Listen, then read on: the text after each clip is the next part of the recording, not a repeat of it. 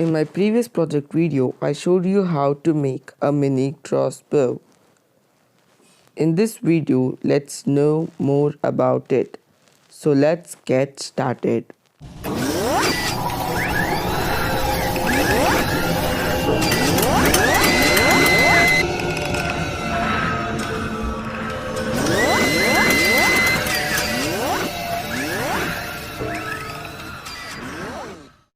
It shoots arrows on an impressive amount of speed.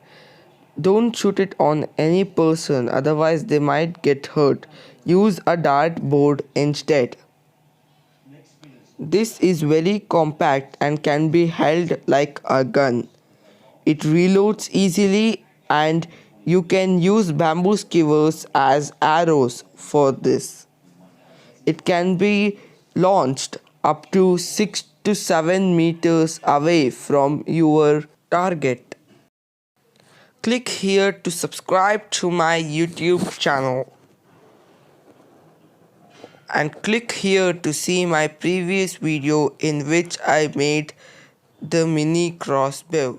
Let's meet in our next video.